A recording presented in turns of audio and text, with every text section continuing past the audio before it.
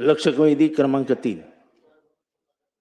वितरित केल्याप्रमाणे अध्यक्ष महोदय, अनेक योजना आपण महिलांसाठी सक्षमीकरणासाठी आणतो आहोत, पण पुरोगामी महाराष्ट्रात या योजना कुठेतरी फसल्यासारख्या दिसत आहेत. महाराष्ट्रातल्या अनेक जिल्ह्यांमधला स्त्री जन्माचा दर, बालिकांचा दर हा कमी होऊ लागला. नाव अडवता येईल का कुणाचं? किंबहुना अनेक ठिकाणी हे रॅकेट पकडलं गेलं आहे की गर्भलिंग चाचणी करून जर फिमेल फोटेस असेल तर ते पोटातच मारून टाकायचं. याच्यावरती फार गंभीर कारवाई होताना किंवा त्याची चाचणी होताना काही दिसत नाही. तेव्हा अध्यक्ष महोदय, माझा प्रश्न असा आहे की हे सगळं होत असताना राज्य सरकार कुठली भूमिका घेणार आहे, काय भूमिका घेणार आहे? जर हे दर असे कमी व्हायला लागले तर समाजामधली जी डिस्क्रिपन्सी आहे ती वाढत जाईल, भिन्नता वाढत जाईल आणि स्त्रियांचं ते पारंपरिक एक अवमूल्यन या समाजामध्ये करण्याची पद्धती आहे त्याला जोर पुरोगामी महाराष्ट्रामध्ये मिळतोय असं चित्र तयार होईल. त्यामुळे गेल्या काही वर्षामध्ये समोरच्या बाजूला तुमची सत्ता आल्यापासून हा दर कमी होते, लक्षात घ्या. हे चांगलं नाही आहे. अरे असं कसं? म्हणजे तुमची विचारधारा कशी स्त्री विरोधी आहे हे त्याच्यातनं स्पष्ट होतं. अरे असं कसं नाही? अहो याचा अर्थ जोर धरलाय की मला पोरगाच पाहिजे, मला माझ्या पणतीला दिवाच लागला पाहिजे, नाही तर पणतीच नको.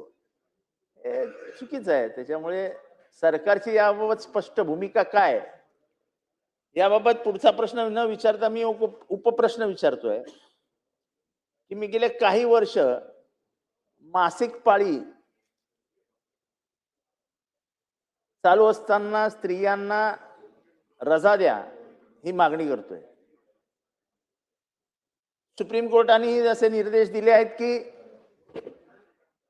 मासिक पाळीचा विचार करून स्त्रियांना तो जो त्रास होतो, हार्मोनल चेंजेस होत असतात, मूड स्विंग्स होत असतात, त्याच्यासाठी त्यांचा विचार करून त्यांना काम जिथे करतात तिथे सवलती देऊन त्यांचा त्याबाबत गांभीर्याने विचार व्हावा असं सुप्रीम कोर्टाच्या 4 न्यायाधीशांच्या खंडपीठाने सांगितलंय. तर पुरोगामी महाराष्ट्रामध्ये आपण हे सगळे म्हणजे पहिलं महिलांचं आरक्षण आपण आणलं, स्त्रियांना राजकारणात आपण आणलं, अहिल्याबाई होळकरांचं नाव आपण घेतो, जिजामातेचं नाव आपण घेतो. आपल्याकडे जेवढा स्त्री सक्षमीकरणाचा इतिहास आहे तेवढा भारतभरात कुठे नाही. तर या मासिक पाळीबाबत आपण काही गांभीर्याने विचार करणार आहात का? स्त्रियांना मासिक पाळीत रजा द्यावी असा एक क्रांतिकारी निर्णय आपल्या सरकारमध्ये घेतल्यास स्त्रियांना बळ मिळेल आणि स्त्री होणं हे पाप नाही. मासिक पाळी हे स्त्रियांना तर ओझं वाटायला लागलंय आणि त्यामुळे घरच्यांनाही असं वाटलं पाहिजे की ही म्हणजे मला एकच मुलगी आहे, मला काही दिवा नाही आहे, आपल्याकडे पणतीच आहे, पण ती पणती पूर्ण महाराष्ट्रात प्रकाश देऊ शकते यावर माझा विश्वास. आणि म्हणून हा जो दर कमी होणं आहे हा धोकादायक आहे. जगभरामध्ये याचे धोके ओळखले गेलेत, परिणाम ह्याचे गंभीर असतात. याबाबत सरकार गांभीर्याने विचार करणार आहे का? मंत्री महोदय. अध्यक्ष महोदय, सन्माननीय सदस्य जितेंद्रजी आव्हाड साहेबांनी एक अतिशय महत्वाच्या प्रश्नावरती या ठिकाणी लक्षवेधी मांडलेली आहे. खरं तर त्यांच्या एकूण प्रश्नामध्ये एका बाजूला वास्तविकता आणि दुसऱ्या बाजूला नेमकी उपाययोजना शासन काय करणार आहे याच्याबद्दल सुद्धा त्यांनी विचारले. खरं तर महाराष्ट्रामध्ये यापूर्वी सुद्धा PCPNDT ऍक्ट मध्ये यापूर्वी महाराष्ट्रानं देशाच्या पूर्वी सुद्धा कायदा केला होता आणि ते आपल्या लक्षवेधीच्या प्रश्नामध्ये सुद्धा आपण मांडले. अलीकडच्या काळामध्ये विशेषतः या सगळ्या गोष्टींची गरज किंवा एकूण सगळ्या कार्यवाही अजून चांगल्या पद्धतीने करण्यासाठी सुद्धा राज्य शासनानं निर्णय घेतले. पहिल्या टप्प्यामध्ये या सगळ्या गोष्टींसाठी एकूण PCPNDT ऍक्टचं प्रभावीपणाने जर का आपण उपयोग केला तर हे एकूण जो काय स्त्री जन्मदर आहे या स्त्री जन्मदराची एकूण कामकाज गतीने वाढवता येईल. या उद्देशाने PCPNDT ऍक्टचा प्रभावी अंमलबजावणी करण्यासाठी राज्यस्तरीय अशा पद्धतीचं अभियान आपण घेतलं. विशेषतः डिकॉय केस जे आहेत, पूर्वी आम्ही त्याला 10,000 रुपये देत होतो. डिकॉय केससाठी आम्ही 1,00,000 रुपये दिले.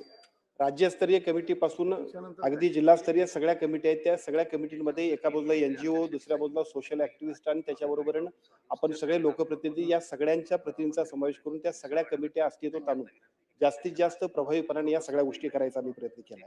या सगळ्या गोष्टींच्या बरोबरीनं कारवाई सुद्धा करण्यामध्ये सरकारच्या वतीनं सातत्यानं या सगळ्याबद्दलचा फॉलोअप सुरू आहे.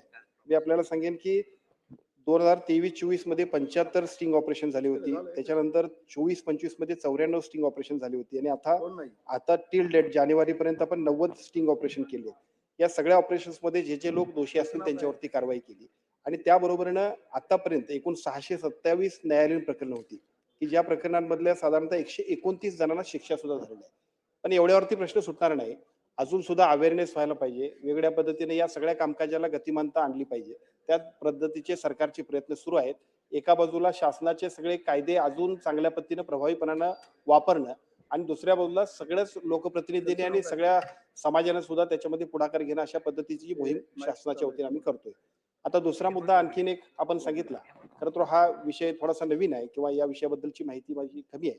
कारण मेनोपॉज म्हणजे मासिक पाळीचा विषय जो आहे, तर मी एवढंच सांगेन की 2-3 दिवसांपूर्वीच एक कार्यक्रम झाला की ज्या कार्यक्रमामध्ये विशेषतः आमच्या राज्यमंत्री मेघनाताई साकोरीकर यांनी बोर्डीकरांनी यामध्ये पुढाकार घेतला आणि त्याच्यानंतर आम्ही राज्यभरामध्ये मासिक पाळीच्या वेळेला जे काही स्त्रियांच्यासाठी योग्य मार्गदर्शन व्हायला पाहिजे, त्यांच्यासाठी सगळ्या काउन्सिलिंग व्हायला पाहिजे, त्यासाठी साधारणतः 600 ठिकाणी अशा पद्धतीचे सेंटर सुरू केले. या सेंटर्सच्या माध्यमातून त्यांच्यामध्ये अनावश्यक असणारी भीती किंवा त्याविषयी असणारं अज्ञान या सगळ्या गोष्टींच्या बद्दलची स्पष्टता आमच्या सर्व सार्वजनिक आरोग्य विभागाच्या सगळ्या डॉक्टरांच्या माध्यमातून होते. आता आपण सांगितलेला मुद्दा आहे तो थोडासा विचार करावा लागेल. हा विषय नवीन आहे, परंतु याचा निश्चितपणाने विचार करण्यासाठी आम्ही पुढे जाऊ.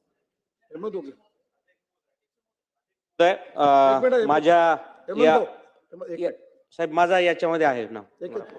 अध्यक्ष महोदय, मी आपल्या निदर्शनास आणून दिलंय की सर्वोच्च न्यायालयाच्या खंडपीठाने मासिक पाळीमध्ये रजा देण्यात यावी याबाबत सरकारने गांभीर्याने विचार करावा आणि त्याच्यासाठी एखादी समिती नेमावी असं स्पष्टपणाने पर्डीवाला नावाचे जज होते, त्यांनी सांगितलेलं आहे. मी आपल्याकडे तो पेपर पाठवतो. आता ह्याच्यातनं पॉझिटिव्ह काय, तर ज्यावेळेस मासिक पाळी असते त्यावेळेस तिच्यामध्ये होणारे हार्मोनल चेंजेस, तिच्यामध्ये होणारे शारीरिक बदल आणि त्याच्यातनं होणारे फिजिकल चेंजेस हे सगळे विचारात घेतल्यानंतर तिला मदत व्हावी म्हणून आपण हे करतो. आणि त्याच्यामुळे आपण हा जर निर्णय घेतला, भारतातला पहिला निर्णय असेल तो, त्यामुळे ह्याच्यात आपण गांभीर्याने विचार करून एखादी समिती नेमून याबाबत पुढचा निर्णय पुढच्या अधिवेशनापर्यंत येऊ शकतो का, याचं काही उत्तर आपण या ठिकाणी देऊ शकाल का? मंत्री महोदय. अध्यक्ष महोदय, सन्मान्य सदस्यांनी सांगितल्याप्रमाणे सर्वोच्च न्यायालयाचा जो निकाल असेल आणि त्या निकालाच्या पद्धतीने एक समिती आम्ही नेमू आणि निश्चितपणाने त्याच्यात जर आपल्याला काय चांगल्या पद्धतीने काम करता येईल तर ते आपण करू.